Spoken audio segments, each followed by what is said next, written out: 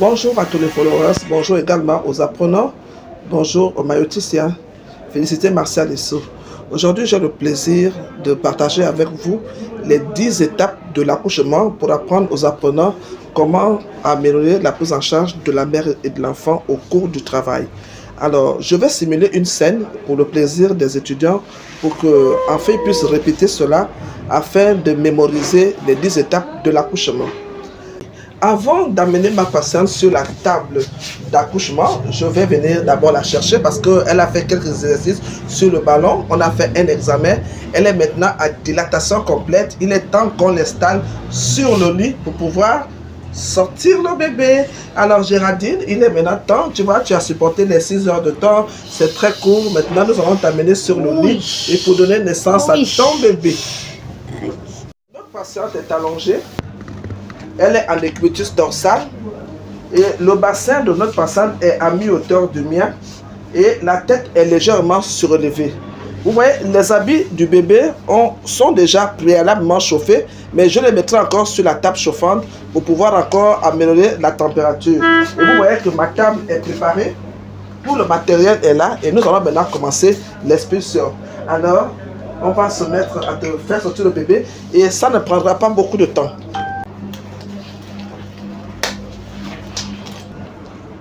Oui, à l'étape 1, quand le plus petit couronnement de la tête atteint l'anneau vulvaire, l'accoucheur place l'index et le majeur sur l'occiput pour accentuer la flexion.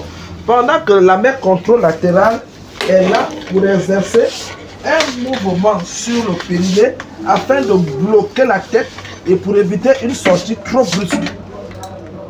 À l'étape 2, lorsque la moitié de la tête atteint l'anneau vulvaire, l'accoucheur va changer ses doigts.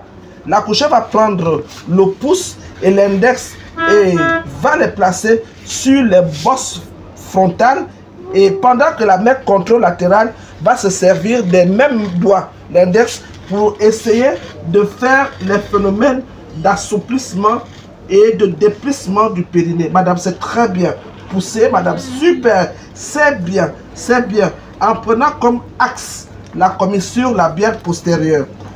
Maintenant, à l'étape 3, une fois que les 3/4 de la tête ont atteint l'anneau vulvaire, l'accoucheur maintient l'index et le majeur sur les bosses frontales et en prenant la médiane de la suture sagittale et prenant la main contralatérale pour exercer les phénomènes de mouchage.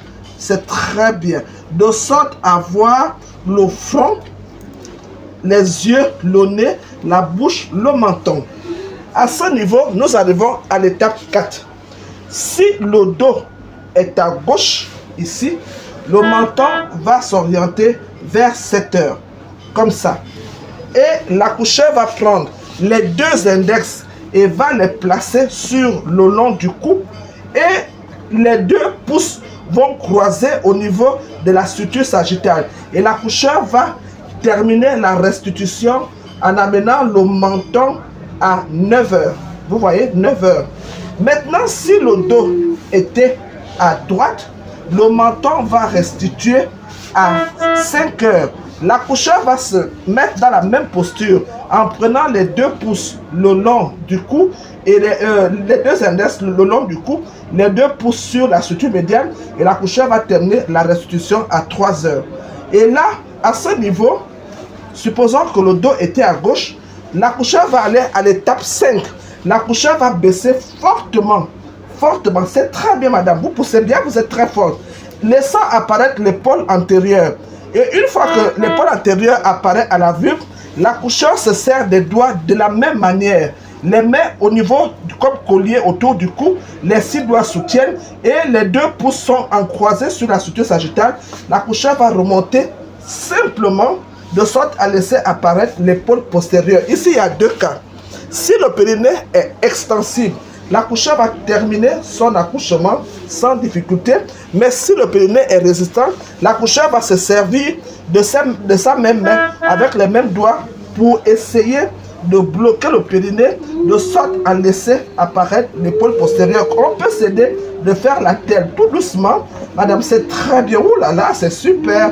À cette époque, là, à l'étape 8, une fois que le fœtus est en train de sortir, l'accoucheur va se munir de ses mains, saisir le fœtus dans ce sens. En mettant toujours les 2 pouces croisés le long du dos, l'accoucheur va sortir le fœtus tout doucement pour l'amener sur le ventre de sa maman.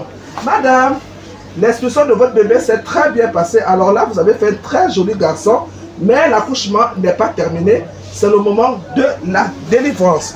À cette époque, là, à ce stade, nous avons 2 cas. Nous pouvons faire une délivrance retardée, une section du cordon retardée. Et ça aussi, c'est bien pour permettre au bébé et la mère d'avoir des échanges. Et comme on peut aussi clamper le cordon après l'arrêt des battements. Et on laisse l'enfant quelques minutes sur le ventre de sa mère. Et ensuite, nous venons faire la délivrance. Et cette délivrance, on peut la faire naturellement. Ou on peut se mettre à faire de la gestion active, la GATPA.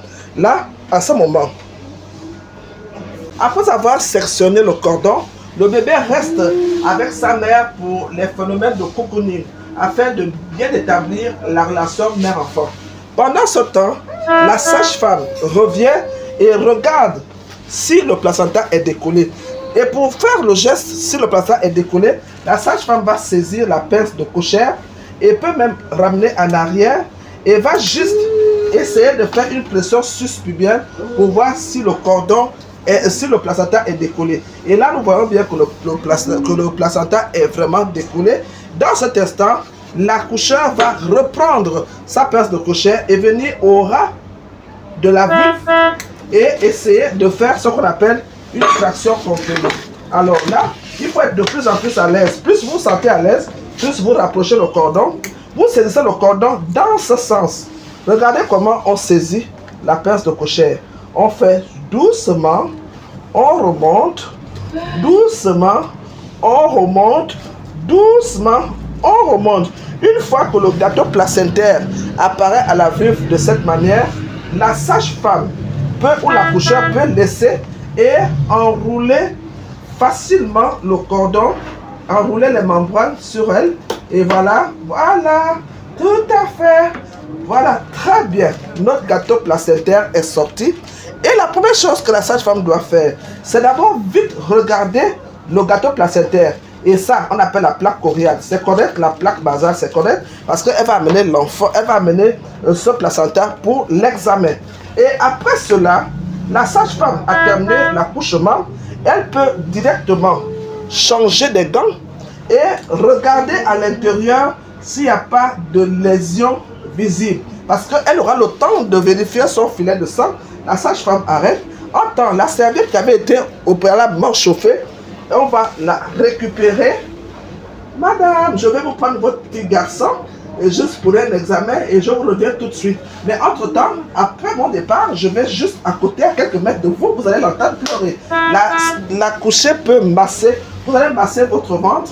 Vous allez masser votre ventre tout doucement. Massez votre ventre parce que je vous reviens tout de suite sans problème. Donc, la sage-femme va récupérer le fœtus et ensuite, dans le naturel, elle va déposer ce fœtus sur la plaque sur la table chauffante pour essayer de faire l'examen du nouveau-né. L'objectif de cette vidéo aujourd'hui n'était pas pour aller jusqu'à l'examen, ce sera dans le volume 2. C'était pour montrer aux sages-femmes, aux étudiants sages-femmes, comment on peut réaliser l'accouchement en 10 étapes. Et après cela, après le massage, il est tout à fait important d'habiller le fœtus parce que la première chose qu'on doit d'abord faire sur le bébé, c'est regarder, c'est de prendre ce qu'on appelle la minute d'or et de coter le score d'Apgar. Une fois que le score d'Apgar sera coté, la sage-femme sur le bébé aura à faire 3 choses. Elle va d'abord réaliser un examen pour rechercher les malformations. Ensuite, elle va prendre les mesures anthropométriques pour essayer de donner à la famille et rhabiller l'enfant pour éviter le refroidissement. Et après cela, elle va amener l'enfant appuyé sur le ventre de sa maman. Et pendant tout ce temps, elle vérifie le filet de sang parce qu'elle est munie d'un bassin. On regarde, on voit bien qu'il n'y a pas eu de saignement. et elle passera à l'examen du placenta que vous aurez la prochaine fois. Merci pour tous ceux qui ont regardé ma vidéo, surtout pour les apprenants. Je vous dis, faites vraiment une bonne utilisation de cette vidéo, partagez-la au maximum afin que nous puissions réduire la mortalité maternelle. L'intérêt c'est quoi?